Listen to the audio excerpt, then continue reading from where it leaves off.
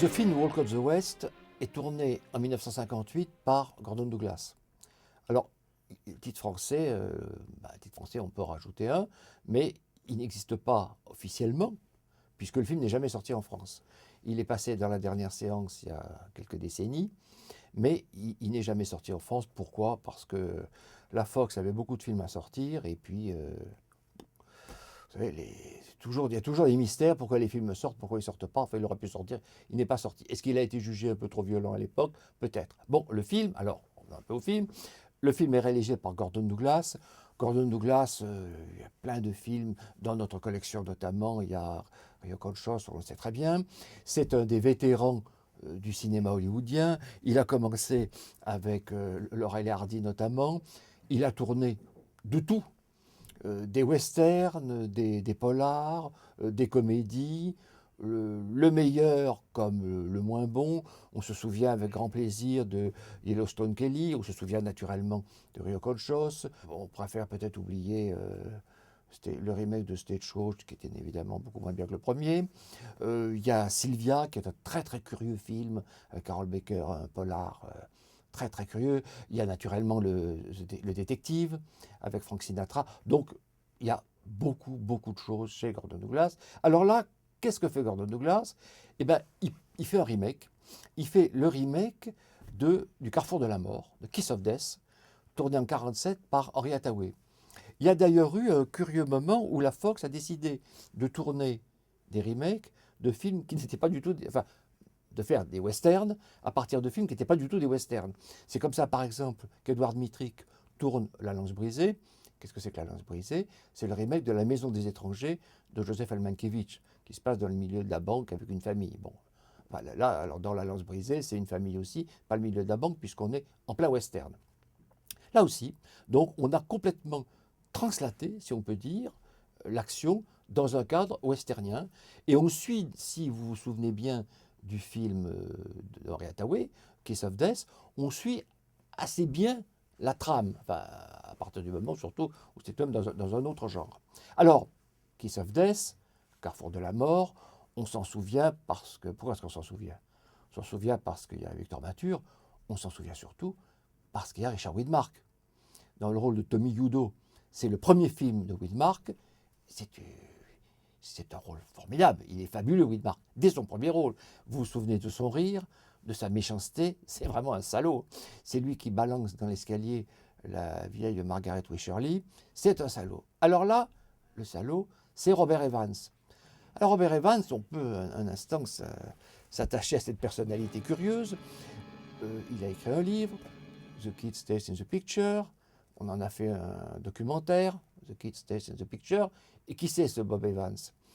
Ce Robert Evans, c'est quelqu'un qui voulait devenir acteur, c'est pas le seul. Il rencontre Norma Shearer au moment où Joseph Pevney va tourner L'homme aux mille visages. Qu'est-ce que c'est que L'homme aux mille visages? C'est l'histoire de Lon Chaney. En effet, Lon Chaney avait eu comme protecteur, que ce soit à l'Universal ou surtout plus tard à la MGM, Irving Thalberg. Donc il fallait trouver quelqu'un pour personnifier Irving Thalberg, donc très jeune, etc. Bon. Et Norma Shearer, qui était la veuve de Thalberg, on a dû lui demander son avis, on a dû lui montrer des photos d'acteurs, et elle a trouvé que Robert Evans ressemblait curieusement à Thalberg. Donc c'est comme ça qu'il a joué Thalberg dans le film. Bon, pas un rôle énorme, enfin, on le voit comme ça. Alors ensuite, il va jouer dans Le Soleil se lève aussi, et c'est là où va venir le titre The Kid Stays in the Picture. Qu'est-ce qu'il joue dans Le Soleil se lève aussi? Il joue un torero qui va séduire Ava Gardner. Bon, torero, je ne suis pas spécialiste de tauromachie, je pense qu'il faut être plutôt mince, etc. Et quand ils ont fait les essais avec Bob Evans, ils ont trouvé que le costume de lumière, qui est le costume habituel des toreros, ne lui allait pas très bien, qu'il était peut-être un peu trop gros, un peu trop empâté. Bon. Et on a dit, on va le changer. Et au contraire, Zanuck, qu'il avait pris manifestement sous sa protection, a dit, non, mais il est très très bien, d'où l'expression The Kid Stays in the Picture. C'est-à-dire, le gosse, il reste dans le film. On ne le change pas. On garde Bob Evans. Donc, on a gardé Bob Evans. Alors, il est apparu une ou deux autres fois. Il est apparu dans Rien n'est trop beau, le très curieux film de Jean Negulesco, The Best of Everything. où il joue un salaud, donc il va très bien. Alors là, dans notre film, dans The Film Who Closed the West, c'est vraiment une crapule. Il passe son temps à taper, et d'ailleurs on voit à quel point tout de même le film se mode du code de production de l'époque sur la malheureuse Dolores Michaels, qu'on avait vue dans L'Homme au colt d'or, dans Warlock, qui a un visage tuméfié en permanence. Il joue vraiment une canaille. Hein. Mais il y a en même temps quelques gestes très étonnants. Il y a le geste, vous le remarquerez, il passe son temps à mâchouiller, disons, une espèce de morceau de bois, comme une espèce d'allumette.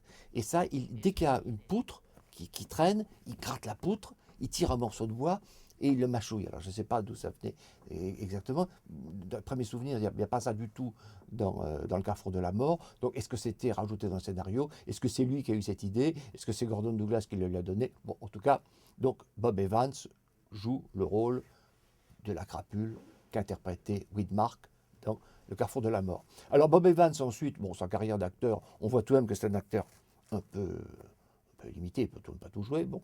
Donc il a préféré devenir producteur. Il va devenir d'ailleurs l'un des producteurs de certains des films les plus à la mode dans l'Hollywood des années, enfin en gros des années 70, puisqu'il va être le producteur de Chinatown, il va être le producteur de Love Story, il va être le producteur du Parrain, des Parrains. Donc il est sur des très très gros films. Il va d'ailleurs être tellement occupé par le tournage du Parrain, ça va tellement l'occuper qu'il ne pourra plus du tout s'occuper de sa femme, Ali Magro, qui était ravissante et qui du coup est partie avec Steve McQueen. Enfin ça c'est pour rester dans le domaine du people. Alors, The Film Walk of the West, il y a 2-3 choses qu'il faut rajouter. Sur la musique, je ne suis pas spécialiste de musique, mais la musique de The Film Walk of the West est une musique qui pompe, si on peut dire, entièrement celle du jour où la Terre s'arrêta. Sans quoi que ce soit, on est payé l'auteur de la musique, Herman, qui du coup était furieux d'ailleurs, et s'est plaint qu'on réutilisait sa musique, qui n'était pas faite pour ça, dans un autre film. Puisque Le jour sur la Terre s'arrêta, je vous rappelle, c'est le film de Robert Wise, où il y a une soucoupe volante qui arrive, qui se pose aux États-Unis. Il en sort Michael Rainey et un robot, parce que Michael Rainey est venu dire, il est envoyé des planètes extérieures, il est venu dire aux gens de la Terre qu'il faut qu'ils arrêtent de faire la bêtise, de jouer avec les armes atomiques, etc., qui mettent en danger le cosmos entier, donc il est temps d'arrêter, et qui veut voir derrière tous les savants pour leur dire qu'il est temps d'arrêter. Donc Rahman a composé la musique, et là, on reprend la musique et on le met dans un cadre westernien. Enfin, il n'était pas content, mais enfin, de toute façon, vous savez, aux États-Unis, les gens qui travaillent pour les compagnies, la plupart du temps, travaillent forfaitairement. Ensuite, on leur demande pas toujours leur avis. Alors, deuxième chose, c'est que le Carrefour de la mort, Kiss of Death, a fait l'objet d'un autre remake, qu'il ne faut pas oublier, puisqu'en plus, il est réalisé par un Français qui est Barbet Schroeder. Le remake, il y a David Caruso, il y a Nicolas Cage. C'est un remake donc, qui, lui, alors n'est pas du tout westernien, repart dans le domaine du polar. Alors, curiosité, il s'appelle Le Carrefour de la mort, comme Kiss of Death. Ils ont surtout gardé le titre anglais, puisqu'il devient l'habitude aujourd'hui d'utiliser des titres anglais, au lieu de les traduire littéralement. Mais c'est bien Le Carrefour de la mort, c'est le roman d'Eleazar Lipski qui est adapté. Alors, le film, pour revenir un instant au film d'Hathaway, le film d'Hathaway, il jouait sur deux choses. Il jouait sur une intrigue policière, et surtout il jouait sur ce qu'aimait beaucoup Zanuck à cette époque-là, on est dans la fin des années 40, c'est-à-dire un réalisme. On pensait qu'il fallait sortir du studio, assez de décors de studio qui peuvent paraître factices pour le public américain qui sort de la guerre. Donc on tournait sur place. Quand on tournait dans le domaine de l'Italie, on tournait à l'Italie. Quand c'était des Chinois, on tournait à Chinatown, etc. On essayait de tourner sur place pour être réaliste. Bon, ce n'est pas du tout le cas dans Film Walk of the West, qui est un western, et ce n'est pas du tout le cas non plus dans le film de Barbet Schroeder, qui est réaliste, mais ne joue pas uniquement sur cette espèce de réalisme local. Il n'est pas ancré dans une réalité américaine, comme l'était certainement le film d'Hathaway. Donc, c'est une curiosité, et c'est d'autant plus une curiosité que ce film donc n'est jamais sorti en France. Vous allez donc le découvrir.